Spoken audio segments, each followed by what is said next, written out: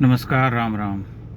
अब क्या करेंगे? कॉकरोच जंतर मंतर पर जो इकट्ठा हुए हैं पिछले 1 महीने से लगभग जो हैं वहाँ उपस्थित, अब क्या करेंगे? आज तो उनकी स्ट्रेटजी संसद तक पहुँचने की है। धावा बोल रहे हैं संसद पर। वांगचुक जी पहले उठा लिए गए हैं और जो सूत्र हैं वो ये बता रहे हैं कि उन्होंने अपनी मांग भी छोड़ दी है इस्तीफ़ा मांगने वाली शिक्षा मंत्री से। संभवतः पक्के तौर पर नहीं कह सकता, लेकिन कहीं पढ़ने में ये आया।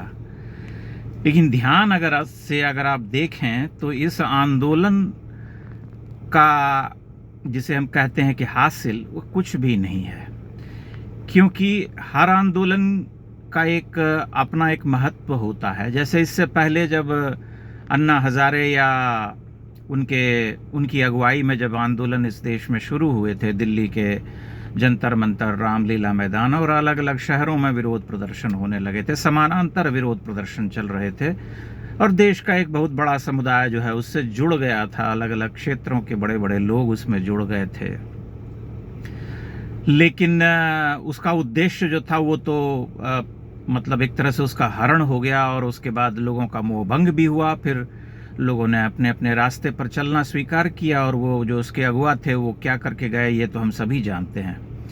परंतु इस कॉकरोच को अगर हम देखें तो इसमें ऐसा कुछ भी नहीं है जिससे कि मतलब आपको कुछ लगे कि कुछ गंभीर है या कुछ सब्सटेंशियल जिसे हम कहते हैं, क्योंकि यह घूम फिर करके फिर वही आ करके ठहर गया है जहां से कि ये देश विरोधी ये ताकतें, नरेंद्र मोदी के विरोध में खड़ी शक्तियां अपनी बातें कहती आई हैं। जैसे प्रकाश राज जी पहुंच गए हैं, जैसे इससे पहले श्री अरविंद केजरीवाल जी पहुंच गए थे, इससे पहले तमाम ऐसे ऐसे लोग जो कि निरंतर एक ही सुर में एक ही आलाप जो है वो गाते हैं कि नरेंद्र मोदी जो है सबसे घटिया प्रधानमंत्री हैं, इस देश के सबसे कमज़ोर प्रधानमंत्री हैं, सबसे भ्रष्ट हैं, सबसे पतित हैं। तमाम तरह के आरोप जो है इनके ऊपर ये लोग लगाते हैं और बार बार देश की जनता को भड़काने की कोशिश करते हैं कि जेन जी जो है उसको उतर जाना चाहिए सड़क पर, नेपाल और बांग्लादेश की तरह आग लगा देना चाहिए देश में। और उसका एकमात्र उद्देश्य यह है कि चूंकि लोकतंत्र में चुनाव में इनकी कोई हैसियत नहीं होती है, ये कुछ कर नहीं पाते हैं, तो दूसरा उपाय केवल यही है कि किसी न किसी तरह से अव्यवस्था फैलाओ देश में और उसके बाद लोगों को भड़काओ और अपनी मांगे मनवाने की कोशिश करो।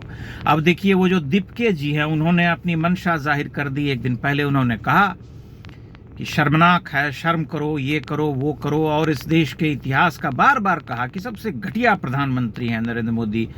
जो व्यक्ति की पहले शिक्षा मंत्री का इस्तीफा मांग रहा था अब सीधे प्रधानमंत्री के इस्तीफे पर आ गया है। यानी कि इंटेंशन जो है स्पष्ट है सबका कि जो जो ताकतें निरंतर एक सुर में केवल नरेंद्र मोदी को हटाना चाहती हैं वो अपने एजेंडे पर आ गई हैं। और ये भी तय है कि आज जब ये संसद की ओर प्रस्थान कर रहे होंगे तब दिल्ली पुलिस इनकी खातिरदारी के लिए तैयार होगी, क्योंकि ऐसी किसी भी शक्ति को इस देश की लोकतांत्रिक मर्यादा को ध्यान में रखते हुए उसे हाथ में लेने का अधिकार नहीं होना चाहिए। क्योंकि लोकतंत्र जो है अपने एक नियम कानून से चलता है, उसकी एक गरिमा होती है। कल कोई भी प्रदर्शन करने वाला कहीं भी बैठ करके यह नहीं कह सकता कि प्रधानमंत्री इस्तीफा दीजिए, शिक्षा मंत्री इस्तीफा दीजिए, इसे शिक्षा मंत्री बनाइए, उसे शिक्षा मंत्री बनाइए, या कोई तानाशाही जिसे कहते हैं, ये सच्चे अर्थों में कोई तानाशाही नहीं है, क्योंकि तानाशाह तो नरेंद्र मोदी को कहते हैं, जबकि नरेंद्र मोदी ने अपने जीवन में ऐसी कोई तानाशाही नहीं की है। उन्होंने जो भी हासिल किया है, जो भी प्राप्त किया है, वह लोकतांत्रिक तरीके से किया है, मुख्यमंत्री रहते हुए, प्रधानमंत्री रहते हुए। अगर आप इस देश की संवैधानिक संस्थाओं पर विश्वास करते हैं, न्यायालय पर विश्वास करते हैं, चुनाव आयोग पर विश्वास करते हैं, इस देश की जनता के ऊपर विश्वास करते हैं, अगर आप किसी पर विश्वास नहीं करते, सभी आपको मूर्ख और अंधभक्त लगते हैं, तब फिर उसका कोई अर्थ नहीं है। लेकिन ऐसी बातों का भी कोई अर्थ नहीं होता है। इसलिए महत्वपूर्ण यह है कि ऐसा कोई भी आंदोलन जिसका कोई आधार न हो, जिसका कोई सत्व न हो, जिसमें किसी तरह का जिसे हम कहते हैं कि कोई जेन्युइन बात न हो, कि कहीं से भी उठ करके आ गए मांग करने लगे। दरअसल हुआ यह है कि 2012 में जब आंदोलन शुरू किया गया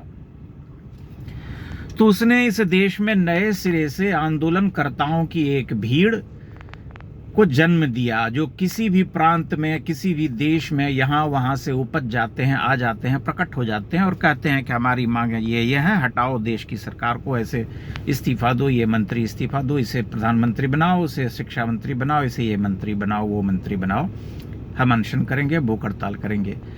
तो ये जो चीज़ें हुई हैं जिसने कि एक तरह से ऐसे लोगों को महत्वाकांक्षा पालने की आज़ादी दे दी है जिन्हें कि लगता है कि चलो सबसे आसान तरीका है राजनीति में प्रभावशाली होने का कि आंदोलन करो, हल्ला हंगामा करो, अगर हो सके तो देश की जनता को भड़काओ, युवाओं को भड़काओ और उसके बाद उनको मैनिपुलेट करो और कब्जा कर लो। लेकिन ऐसा होता नहीं है, इतना सरल नहीं है। भारत का जो लोकतंत्र है वह बहुत परिपक्व है और यहाँ ऐसी कोई अव्यवस्था भी नहीं रही है। पिछले 10-12 वर्षों में देश जो है सुचारू रूप से चल रहा है, अपने रास्ते पर है, शांति है, सुरक्षा है, व्यवस्था है।